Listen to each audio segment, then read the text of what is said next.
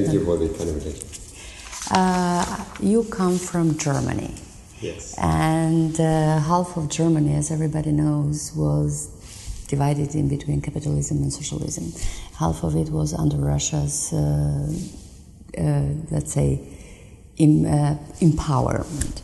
I wanted to talk a couple of things very important on the way that the public might take your direct experience from the process of privatization that happened in Germany after the wall of Berlin fell.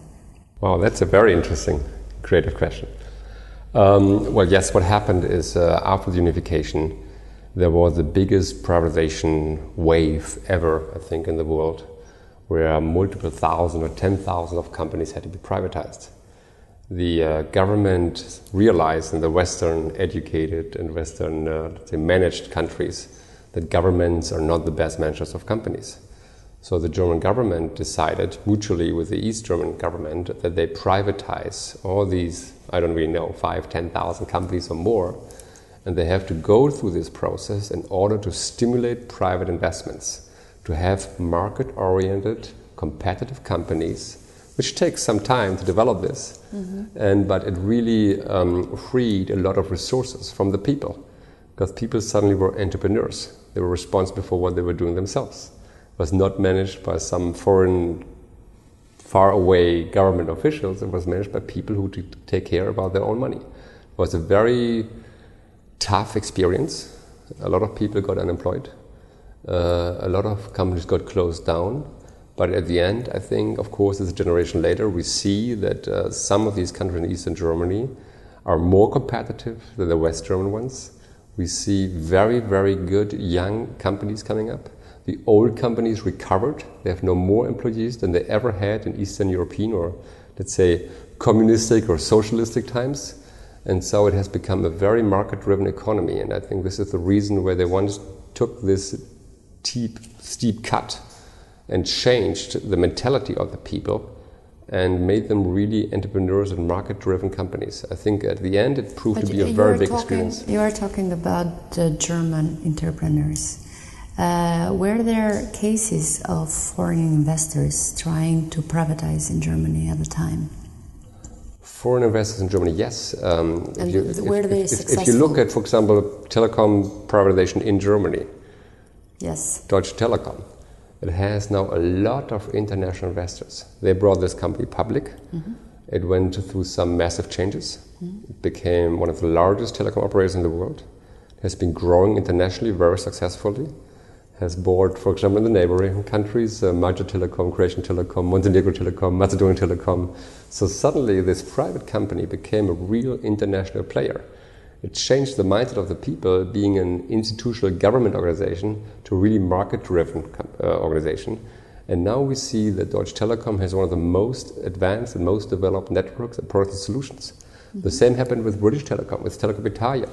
In fact, if you look in the landscape of telecoms in Europe, there is only 2 or 3 companies who are not privatized. And this is Bosnia and Moldova. And this cannot be the benchmark for Kosovo, right? So you are going to pass to the part of the Kosovo. The privatizations really frees a lot of resources. The markets themselves, the telecom markets themselves, grow dramatically. And the fastest growing economic sector in the world right now is the internet, telecom and media, IT sector. And this is really what Kosovo can participate on. One other question regarding the German experience. There were a lot of files under Stasi, same as there were a lot of files under UDB, as it is called in Kosovo, the secret services. Are they opened in Germany? Did they open the files of the cooperators, the German cooperators? That's a very political question, and we're talking about German experience here. Yeah. In Germany, there was, of course, files if the former Stasi members did commit crime against the law. But in general, they were very tolerant, and there was, to a large extent, I would almost call this a political amnesty, because a lot of the people who were former Stasi people were very well-educated people. and you don't want to divide the population by digging into the past. So there has to be a cut to look forward. And so today, a party actually was very close to the former Eastern Europeans, they called Die Linke, the leftists, right? There's a lot of people who were related to Stasi, and they are sitting in parliament, they are in power in certain countries, in certain regional municipal countries. And again, it is a tough decision to do this, but you have to look forward. Doesn't it get ahead on the information they already have in hand? Well, that information is old information, right? There's two worlds who were clashing. You had the Eastern European, they always call it communism. Instead, it was state capitalism. Because what happened is the people in Eastern Germany, in this part of the world, it was called socialism. Yes, it is same in our country, but in fact what happened is the people who were in power in East Germany had a very luxury life on the cost of the people who really did the work. And that has changed dramatically. What I want to say is, I think at one point you have to make a cut and look forward. You can't live on the history. Markets know no history. You have to look forward. Now, as a German investor, what do you know about investments in Kosovo or the economical climate in general? Well, we of course looked into this Kosovo privatization a long time ago. Can you tell me when? Well, it started in the process for Telekom Slovenia, when EPCO was just launched, and we did a complete, what we call a due diligence in Kosovo. We looked at the Kosovo market. We were very impressed about the potential of the Kosovo market, about the young people. And we saw that the Kosovo telecom market is far behind. And we believe there is massive potential if you have the right investors and the right skills. And that's how it started in 2007. That process we kind of won, but then the government at the end decided not to privatize. By then for Slovenia we bid almost 2 billion euros, which is a lot of money for a state like Slovenia. We're going to go to the money issue. Super smart guy in Slovenia decided not to sign a certain law, and the company did not get privatized. Now they plan to privatize again, just to give an example. And if they get half of this initial valuation, they can be very happy in Slovenia. So the public valuation has been a lot lower. The market price just fell down. Yeah, massively. It dropped by over 50%. If you look at the first valuations here in Kosovo, they were also a lot higher. When we looked into the process it's kind of 3 processes, officially 2, but if you're in the last process, we looked into this with Deutsche Telekom daughters together, and we also had a higher valuation in mind. But since then, PTK just didn't develop because it's not a private company, and so now the valuation. That is a very democratic approach. Private companies is different, and we decided still that we come to a very high valuation. If you look at the 100% valuation, we said okay, it's about 360 million euros, and if you benchmark this, if you check this with other telecom operators in the region, you see that this is a really market valuation with a massive premium. Because Kosovo does, or PTK, they didn't sell the real estate. They have no country code.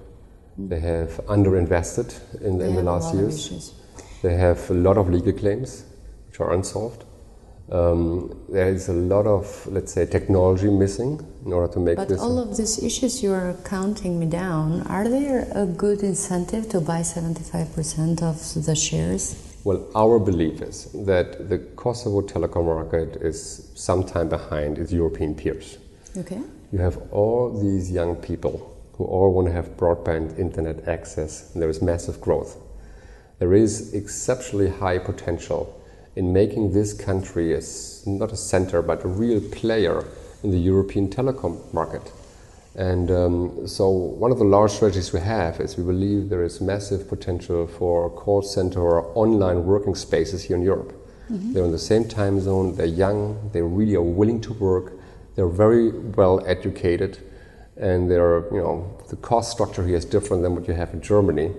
So we believe it's not only that the Kosovars themselves profit on this one, it's also the entire telecom and internet market will grow dramatically.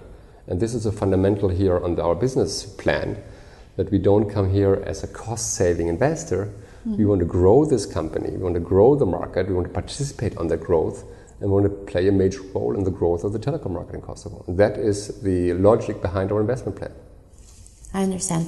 In the privatization process, in your offer, you offered 277 sharp million euros for 75% of the shares, for a total of 300 million for the 100%. 360 about it. 360, sorry, the numbers.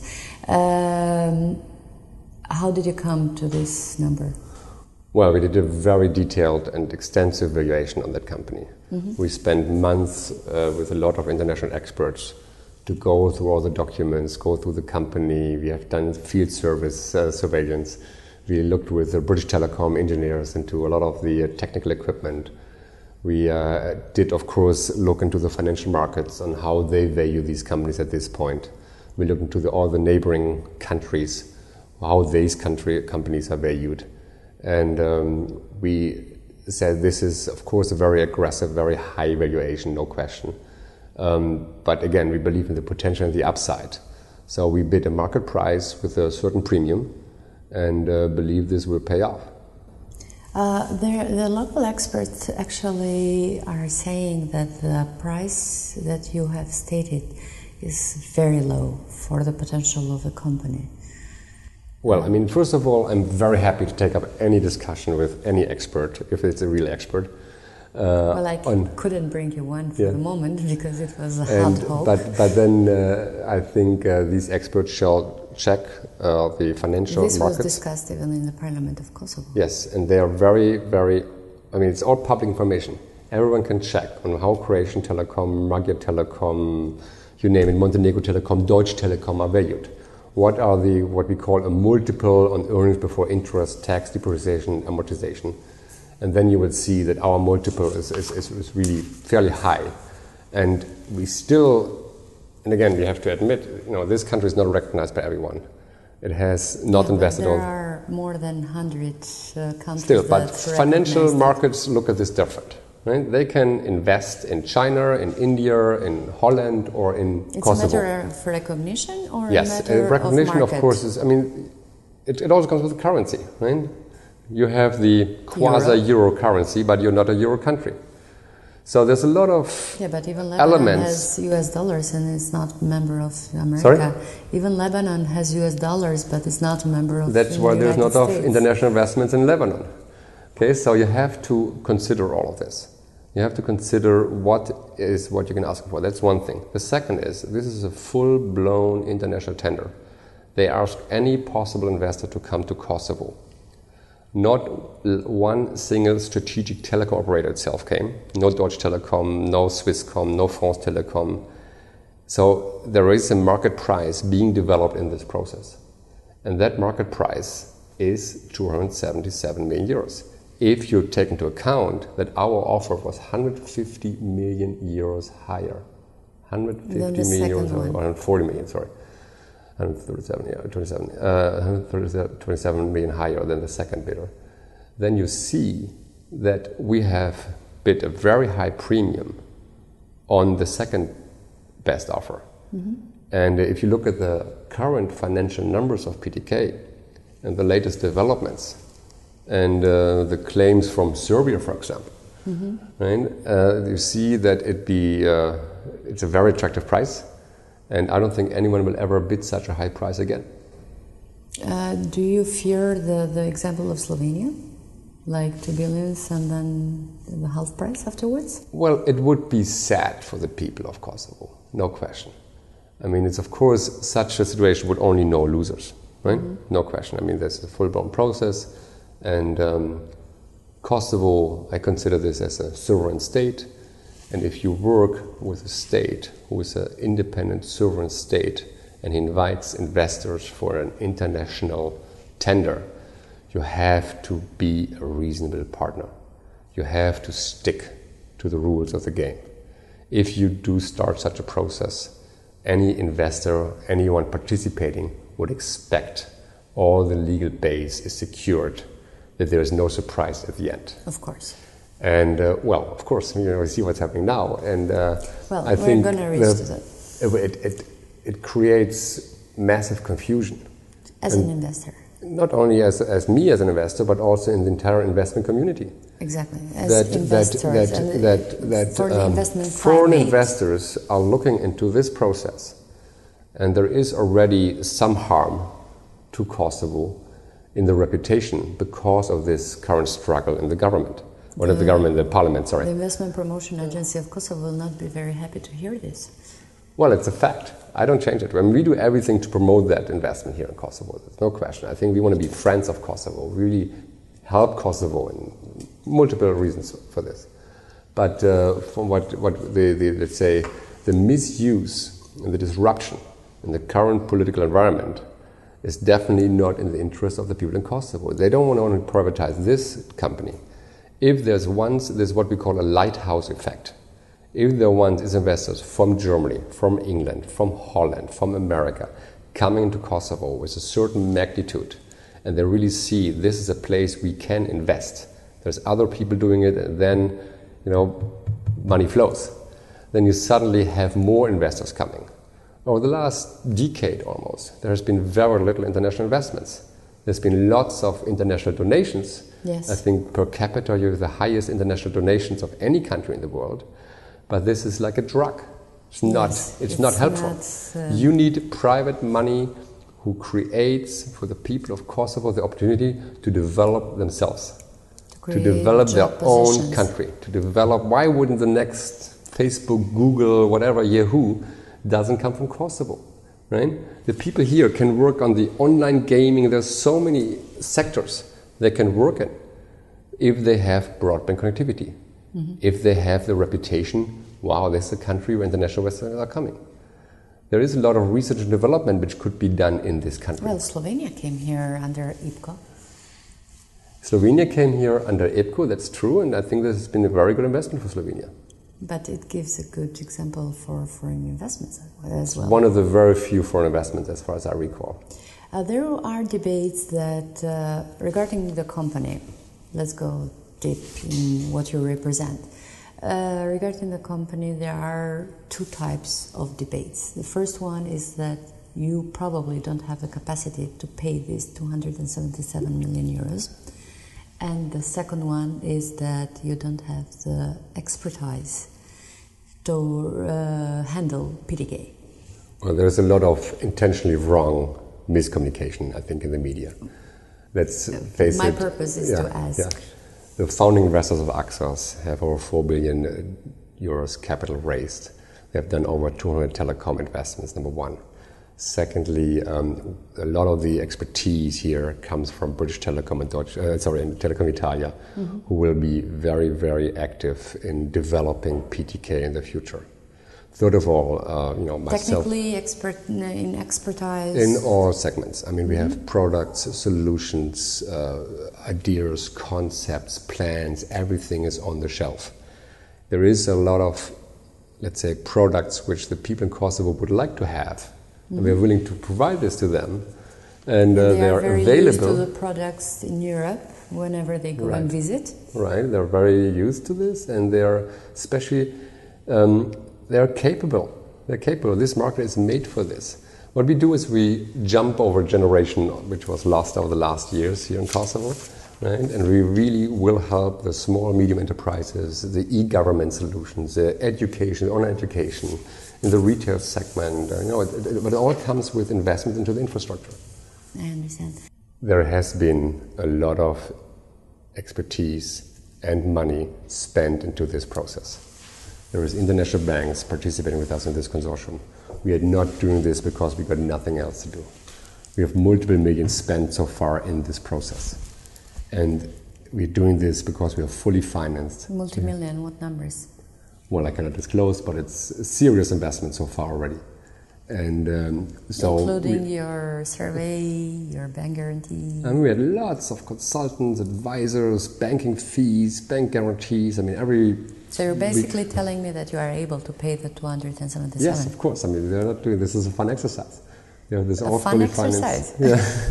So it's funny to pay 277 million. It is fully, let's say, secured, and we are just waiting to sign any day.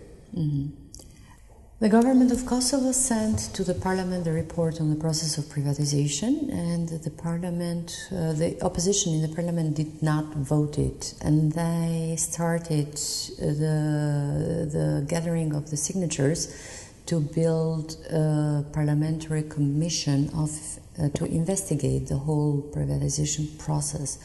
My first question is, does it sound normal for a government to send a report for approval when actually legally everything was done and finished and PTK was privatized?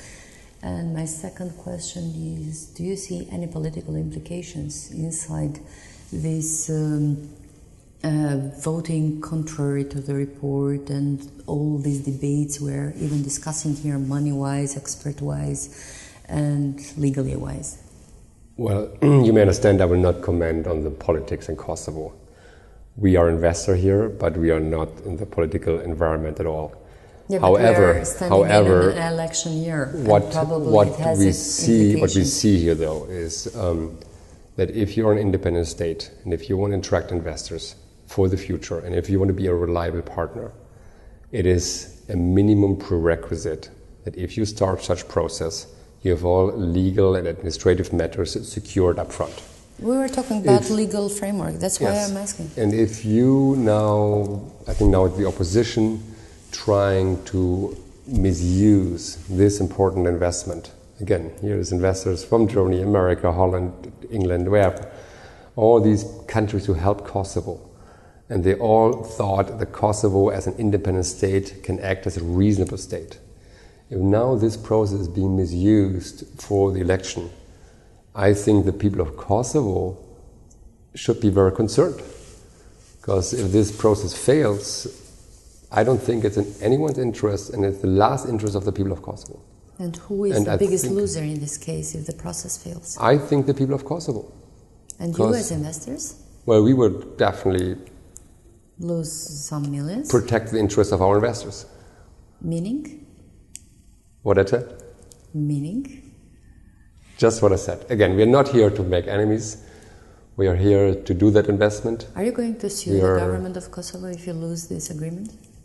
I'm very certain that there will be rational decision within the representatives of the people in Kosovo, that they know that this process must get finalized in the best interest of all the people here in this country.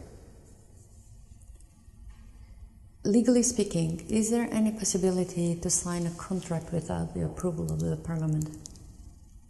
Well, to our understanding, we have the documents in place and we can sign, we're ready to sign. But we need someone to countersign. And I will not comment on our legal experts, but we are very confident that this process will continue. What if there is going to become a parliamentary commission to investigate, and what if this parliamentary commission says that the process was somehow not appropriate? Well, the process was managed by some of the world-leading investment banks, Privatization, Lazar, a very professional, international standard process. We, as the investor who won that process, have to rely on what the advisor to the representatives of Kosovo and the government did during this process. And here it was a fair, transparent, very expensive process, very lengthy. And so we rely on what the documents provided to us say, and we will definitely insist that this privatization will get finalized. However, if for whatever reason this process does not get finalized, I think the people here in Kosovo should realize that the opportunity costs are just massive. The cost of not doing the deal. If you know that our price was very high and the numbers of PTK are not very good, if in 2-3 years there will be a new privatization, I would first of all question that anyone reasonable would come. Secondly, the valuation would definitely go massively down. PTK will lose further market share, will not further invest. There will be no 150 million euro investments. And I think the international community, they definitely would lose patience with Kosovo. When you say international community, do you even think about the embassies of your countries? I mean, the consortium countries, embassies in Kosovo. Well, we of course are in contact with the embassies, and they try to be neutral, but they understand it's important that this process has to be finished. And you know, a German worker pays 30, 40, 50% taxes. Some of those taxes is spent to help Kosovo. And they want that Kosovo one day stands independently as a member of the European community as part of Europe. That is the dream of everybody in this country. Yeah, but then you have to make it happen. You have to make it happen. You cannot rely on the help from England, Germany, wherever, the EU or America. And it only comes if you help yourself. And here it's very, very clear that the, let's say, the tolerance with Kosovo or the international help to Kosovo also comes with that they fulfill their obligations. And some of the obligations, you know this from the World Bank and others, is that they privatize their telecom operator, among others. And privatizing all the governmental-owned properties. And you see, the best-run economies in the world are the ones who privatized most of the companies, and private entrepreneurs drive the economic sector. And I see that there's so much spirit, there's so many entrepreneurs in Kosovo. And but so less money. Sorry? So less money. Yeah, but that will come.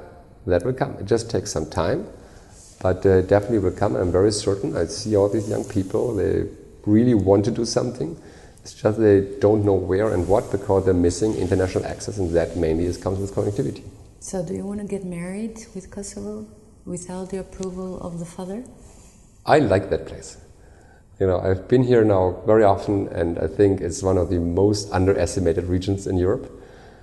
People here tend to complain about Kosovo, but if you really talk to the people, very friendly people, if you go in the countryside, the beautiful countryside, on the reputation, definitely there is some upside, but again, it takes time. It takes time, and if you're once on the, let's say, radar screen of international investors, you will see that Kosovo will be a very nicely developing country in the future. You mentioned several times the loss in foreign investments of Kosovo. Do you seriously think that just one missing privatization will create such huge problems, or is it going to just give a bombshell? Well, I'm very confident that if this privatization will not get finalized. Because it is too many countries, or? No, because people will say, investors will say, it is not a reliable partner to work with. Very simple. This privatization is being observed by a lot of international investors. And they are looking to this privatization. And they say, if this doesn't get finalized, I'd rather invest my money in China or Burma or South Africa. Right? It takes a button to invest in other places.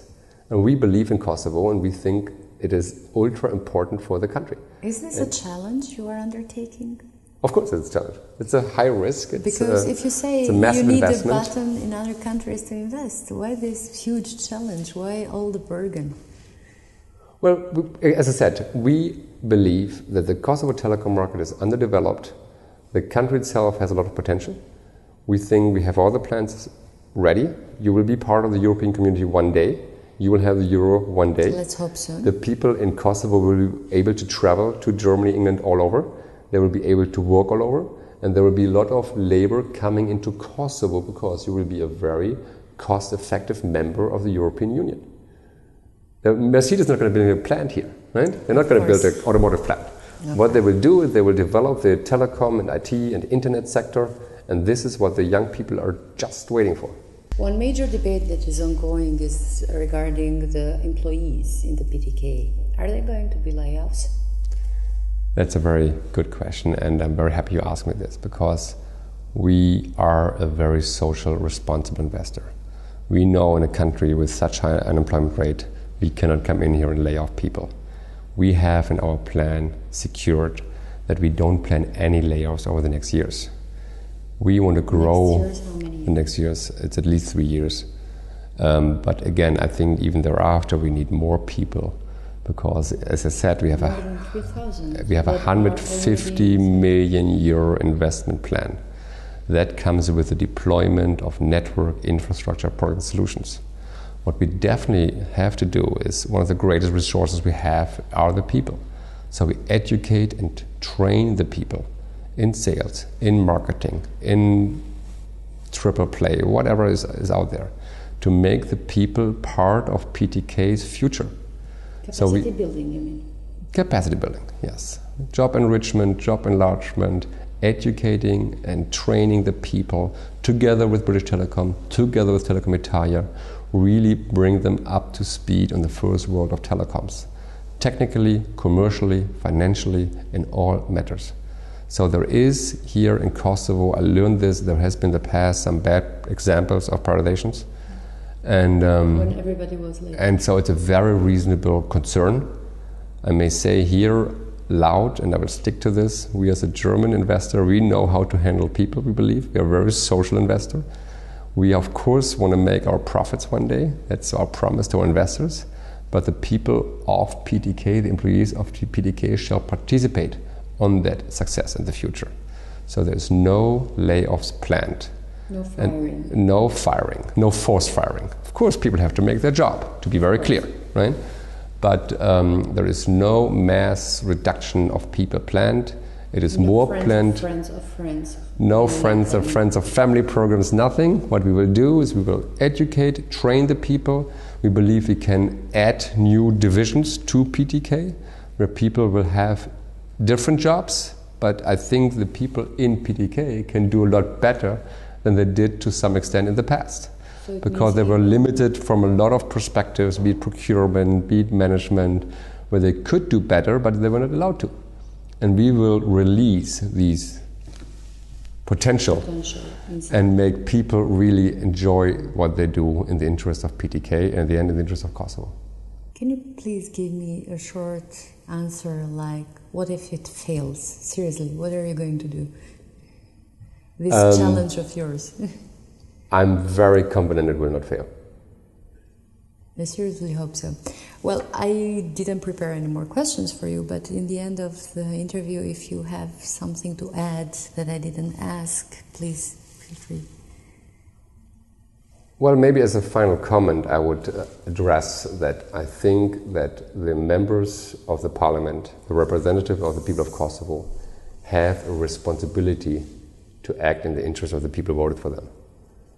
And in that perspective... You are directing to all of the members of the parliament. Yes. Including the opposition, which is the biggest fighter in this case. That they shall not misuse this privatization, where we intentionally put together a consortium from Germany, from America, from England, from Holland, with British Telecom, with Telecom Italia, everything which really Kosovo needs as a lighthouse investment, and be reasonable and respectful for their own country, have some pride on their own country, and make sure that there's no further surprises in this process. I seriously thank you for being in our studio.